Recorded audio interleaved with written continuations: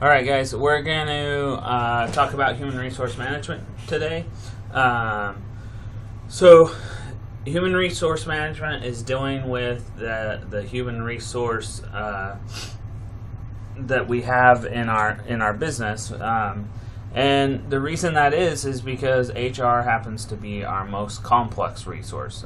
People have their own free will and thoughts and ideas on how things should happen, and so that it just makes it very complex in how you deal with it. So there's some different aspects in human resources as we get started here.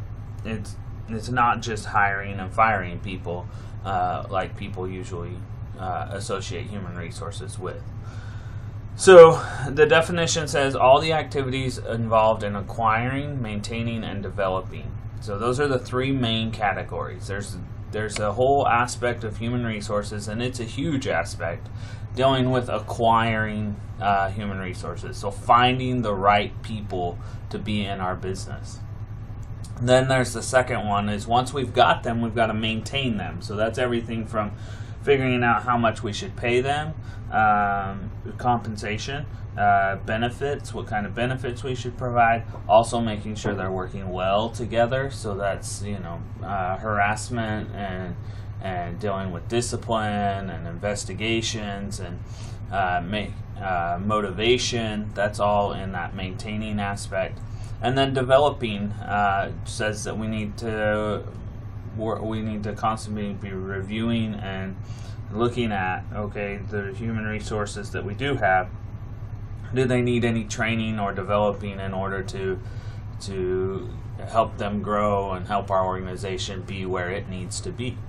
And so those are kind of our three main areas. So we're going to start off with this acquiring part and kind of looking at how that goes. So it all is going to kind of start with this human resource planning. So we have to determine whether we have a need for workers or we don't have a need for workers. So that's what human resource planning is it says, all right, we're going to look at our business right now. How many employees do we have? And do we have enough employees? Do we not have enough employees? Do we have too many employees? And particularly looking forward, we're going to project that we need a certain number of employees in the future, and so that we can start hiring, we can start getting rid of employees, or we can maintain where we're at.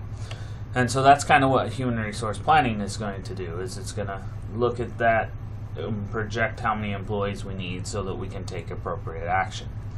Well, one thing that we also need to do, and we're going to have to do it before we ever even hire someone, is we have to do a job analysis. And that means that we have to look at, okay, we need someone, but what exactly do we need them to do? So what is the job title going to be?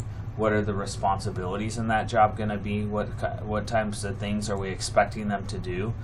In order to do those things, what kind of education or experience or skills do they need? Do they need any special certificates or special training that we want to ask for?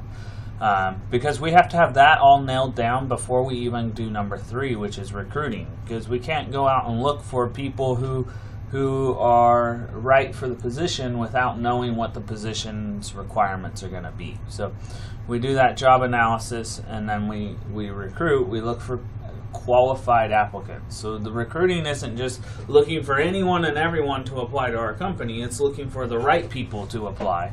We want people who are qualified to apply. And then we need to select one.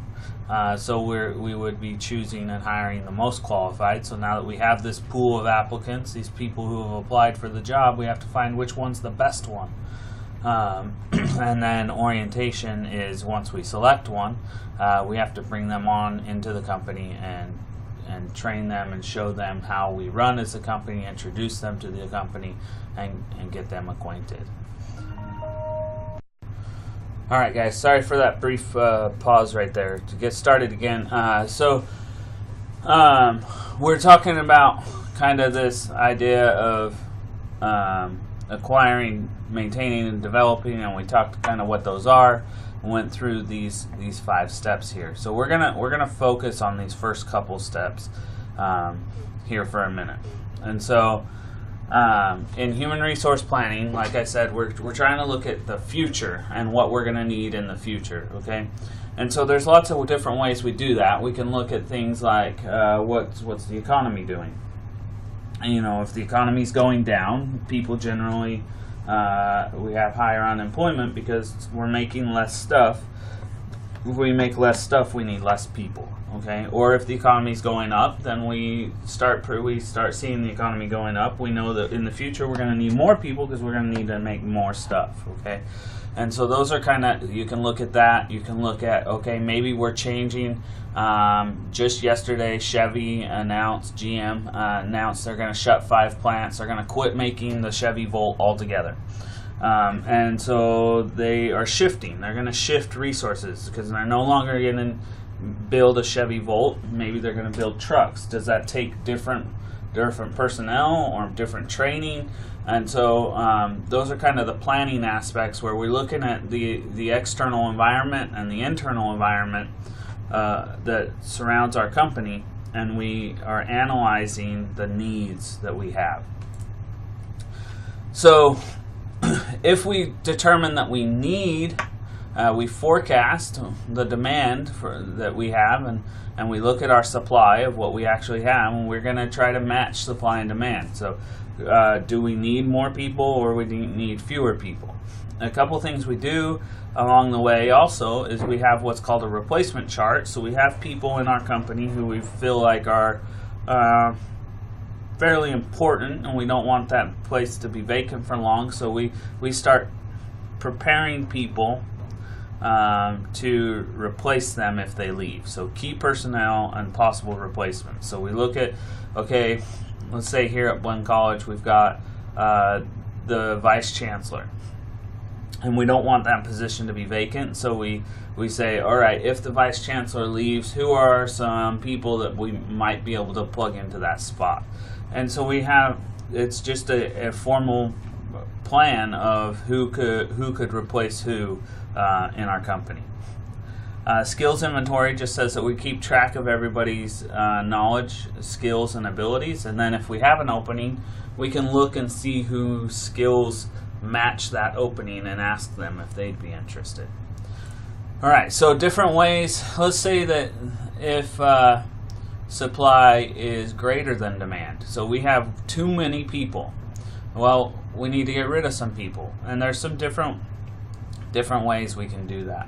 One is that we can lay people off. Okay, a layoff is a temporary thing. It is not permanent. So if someone says that they got laid off but they're never returning to that job, that was not a layoff. That was actually what's called firing. Okay, now a lot of people, we don't call it layoff, we call it, or fired, we call it laid off, downsized, let go. We use all sorts of other words, and that's because we have this negative connotation to the word fired.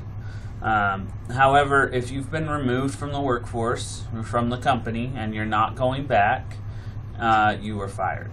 Okay, and so layoff says that, okay, well, we currently have a downtick in production, so we need to lay some people off. As soon as production increases again, we'll bring you back on. Okay. Attrition says that we just allow kind of this normal business to take place. So people, every day, people get fired for a cause, meaning that let's say they stole something from the company. All right, and you get fired.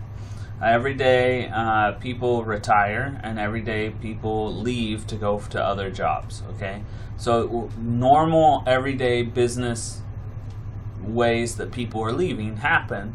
But what we do is we say, okay, unless it's a very important position, one of those key positions, we don't replace it. So we lose an instructor here at Blinn College who teaches business, but we had 2 extra instructors anyway, and so we just don't hire that another instructor to replace that one. And it's slowly going to take time, but we'll get down to the size that we need. Early retirement says that we offer people who are close to retirement the opportunity to retire with full benefits. a buyout similar.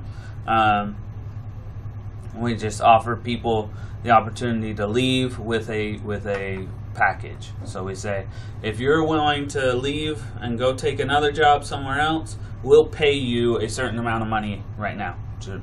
You want to go for it. Here's some money for going. Okay. And then, like I said, a firing. So if we've got to get rid of a lot of people,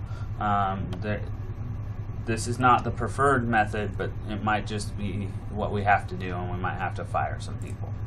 All right, so then if we need people, right, if we need some people, then we got to hire some people. And so that's the next thing that we're going to talk about in the other lecture, is how we go about selecting someone. So in the process of going through actually acquiring an individual to work for us.